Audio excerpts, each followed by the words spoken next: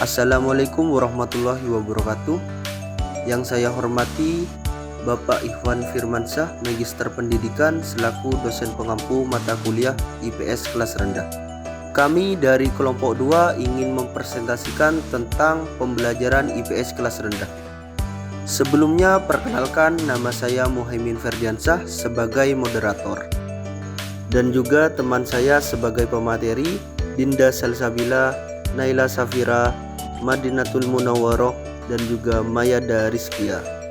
Berikut adalah materi yang akan kita bahas pada presentasi kali ini. Yang pertama adalah karakteristik IPS di kelas rendah. Yang kedua, tujuan dan manfaat pendidikan ilmu pengetahuan sosial di sekolah dasar. Selanjutnya adalah karakteristik IPS di kelas rendah. Karakteristik IPS di kelas rendah memiliki 5 poin utama, antara lain 1. Materi yang sederhana dan konkret.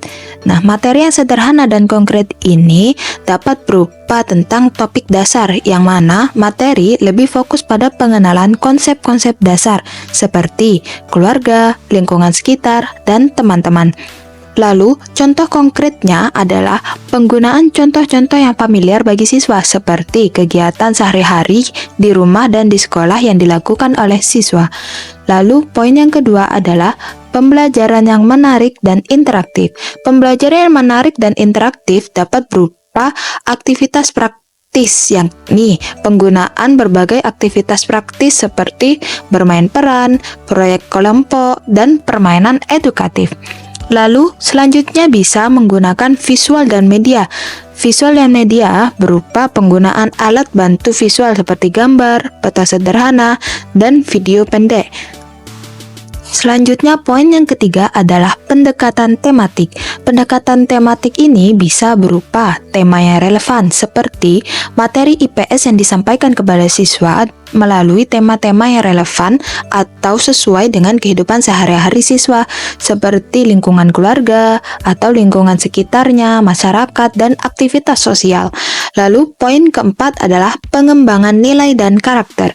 Nilai dan karakter ini bisa berupa nilai-nilai sosial, yakni penanaman nilai-nilai seperti kerjasama, toleransi, disiplin, dan tanggung jawab. Selanjutnya adalah pembentukan karakter. Pembentukan karakter berupa fokus pada pengembangan karakter siswa melalui kegiatan yang mendorong empati, pedulian sosial, dan etika siswa. Poin yang terakhir adalah pembelajaran berbasis aktivitas. Pembelajaran yang berbasis aktivitas itu dapat berupa aktivitas yang interaktif seperti penggunaan berbagai aktivitas interaktif, bermain peran, diskusi kelompok, dan proyek sederhana. Selanjutnya, mendorong siswa untuk belajar melalui pengalaman langsung seperti kunjungan lapangan atau observasi lingkungan sekitarnya. Baik, selanjutnya tujuan IPS di sekolah dasar. Yang pertama, mengembangkan kesadaran sosial. IPS membantu siswa memahami lingkungan sosial mereka, peran individu dalam masyarakat, serta norma dan nilai-nilai sosial yang berlaku. Poin yang kedua yaitu menumbuhkan semangat kewarganegaraan. Pembelajaran IPS itu bertujuan untuk membentuk siswa menjadi warga negara yang baik, yang memahami hak dan kewajiban mereka, serta berkontribusi positif bagi masyarakat. Poin yang ketiga yaitu memperkenalkan konsep-konsep dasar sosial. Siswa belajar tentang sejarah, geografi, ekonomi, dan budaya yang membantu mereka memahami dinamika sosial dan hubungan antar manusia. Selanjutnya, poin nomor 4 yaitu meningkatkan kemampuan berpikir kritis dan analitis. Melalui IPS, siswa diajarkan untuk menganalisis peristiwa sosial, mengevaluasi sumber informasi, dan mengembangkan kemampuan berpikir kritis.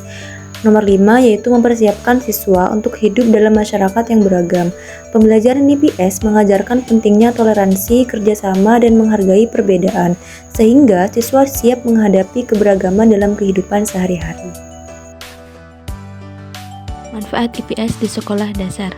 1. Pemahaman sosial. Siswa mendapatkan pemahaman yang lebih baik tentang lingkungan sosial mereka dan bagaimana mereka berinteraksi dengan orang lain dalam masyarakat. Yang kedua, pengembangan empati dan toleransi. Dengan mempelajari berbagai budaya dan nilai-nilai sosial, siswa belajar menghargai perbedaan dan menjadi lebih empatik terhadap orang lain. Yang ketiga, kesiapan untuk masa depan. Pembelajaran IPS membantu siswa memahami sejarah, geografi, dan ekonomi yang penting untuk memahami tantangan dan peluang di masa depan. Yang terakhir yaitu keterampilan komunikasi. IPS mendorong siswa untuk berbicara tentang ide dan pendapat mereka baik melalui diskusi kelas maupun presentasi yang meningkatkan keterampilan komunikasi mereka.